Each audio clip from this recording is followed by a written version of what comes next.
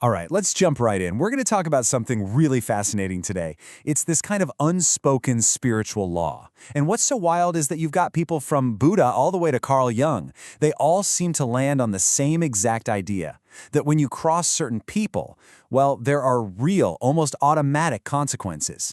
So let me ask you this. What if, and just think about this for a second, what if harming a certain type of person could literally trigger the laws of the universe against you? I mean, for real.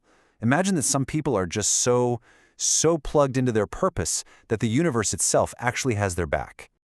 Now, this whole idea revolves around these, let's call them chosen ones.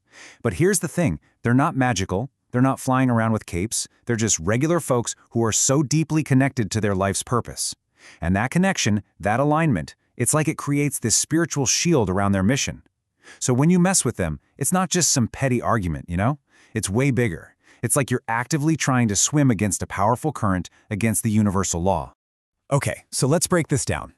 The first way to look at this is through the lens of cosmic consequence. And this is absolutely key. It's not personal, right? The person on their mission, they're not sitting around plotting revenge against you. No, what the spiritual masters all talk about is something way, way bigger.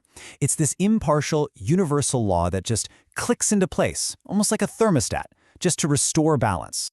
And Buddha, of course, just framed this perfectly. For him, it had nothing to do with some angry god dishing out punishment. No, it was just the simple, unavoidable law of karma. It's like gravity. You don't ask gravity why it works, it just is. Every single action you take creates a ripple, and that ripple, without fail, always finds its way back home. And then you've got Lao Tzu, who gives us this brilliant metaphor that really paints a picture. He says trying to block one of these people, it's like trying to dam a massive river. You think you're stopping the flow of the universe, the Tao, but what really happens? You don't stop the water, you just build up all this pressure until the whole thing bursts. And that flood, wow, he says it's brutal in its subtlety. So when you step back and look at this cosmic viewpoint from all these different masters, you see this incredible pattern emerge. It really doesn't matter what they call it, does it? Jesus calls it divine justice, Buddha, karma. Lao Tzu says any force you push against the Tao, it's just going to rebound right back at you. And Krishna talks about dharma and how betraying one of these protected people literally disrupts the entire cosmic order. The names are different, but the law is exactly the same. All right, so that's the cosmic angle. Super interesting, right? But what if the consequences aren't coming from the universe at all? What if they're coming from inside our own heads? This brings us to a totally different perspective, the psychological blowback. And here the experts are saying, hey, forget about out there. The consequences are generated deep inside you. And the whole thing kicks off with a concept called psychological projection. It's this kind of sneaky defense mechanism our brains use. Basically, you take all the junk you can't stand about yourself, your insecurities, your flaws, all that inner shadow stuff, and instead of dealing with it, you just unconsciously paste it onto somebody else. You literally start seeing your issues in them. And this creates this really vicious cycle of self-sabotage, and it almost always happens in 3 steps. Step 1, you project. You see your own unresolved stuff in the other person. Step 2, you attack. You start criticizing them for those exact things. But here's the real kicker. You're not actually attacking them. You're unconsciously attacking the part of yourself you just can't face. And then, step 3, the rebound. This inner battle, this civil war inside your own mind, it just leads to chaos, failure, and total self-sabotage. You become your own worst enemy, literally. And the master of this whole idea, Carl Jung, he absolutely nailed it with this quote. Make the unconscious conscious, or it will direct your life and you will call it fate. I mean, wow, just let that sink in for a second. So the big takeaway here is that what we think is cosmic karma is often just our own inner drama playing out. We're the ones creating our own bad luck. But hold on, there's a third perspective that kind of bridges these two worlds, the cosmic and the psychological. And this, to me, is where it gets really empowering. The idea here is that we aren't just helpless victims of these invisible laws. No, we are actively co-creating our reality. And yeah, the consequences too, with our own thoughts. You know, Florence Scovel Shinn put it so beautifully. She said your words, your thoughts, they're not just empty air. They are creative forces. And when you use those words like a wand to throw negativity at someone who's aligned with their purpose, get this, you're not actually cursing them. You're casting that spell right back on yourself.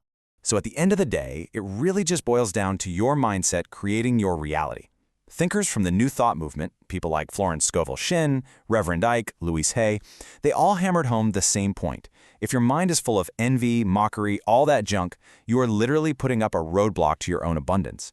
But on the flip side, if you come from a place of respect and self-love, you align yourself with that same divine flow. It's really that simple. It's a choice, and your reality is just a mirror reflecting that choice back to you. Okay, so what do we actually do with all this information? Like, how does this apply to your daily life? Well, this is the best part. This isn't just some abstract philosophical idea to kick around. Our Council of Thinkers, they didn't just point out the law. They gave us a practical, step-by-step plan for how to navigate it.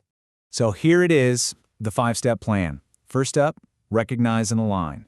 You've got to be honest with yourself. In any situation, what's your role? Are you the one focused on your mission, or are you the one challenging somebody else's? Step 2, observe and detach. Now, if you're the one being targeted, this is huge. The key is to not get sucked into the drama. Just observe, meditate, center yourself, visualize that protective light. Third is act with strategy. Now, this doesn't mean you just become a doormat, not at all. If you've been wronged, your job is to focus on your mission, not on revenge. Plan your moves wisely to protect what you're building. Fourth, and this one is so important, seek healing and forgiveness. If you're the one who caused the harm, this is your way back. Yeah, make amends.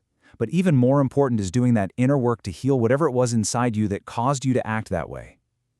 And finally, number 5, build positive habits. This is the long game. Think of it like compound interest. A daily routine of good actions and positive thoughts, it just builds and builds, attracting more of that divine favor into your life. You know, what's truly incredible when you step back and look at all this is that it doesn't really matter which lens you prefer. Whether you believe it's cosmic karma, or you think it's purely psychological projection, or maybe you're all about the power of your own thoughts, it doesn't matter. The conclusion is exactly the same. It's just inescapable. So I want to leave you with one final question, and it's something to really reflect on in your own life right now. Who are you in this story? Are you the one who's aligned with a purpose? Are you maybe the one challenging someone else who is? Or maybe you're just trying to find your footing somewhere in the middle. Really sit with that, because understanding your role in this universal dance, that could be the key to everything.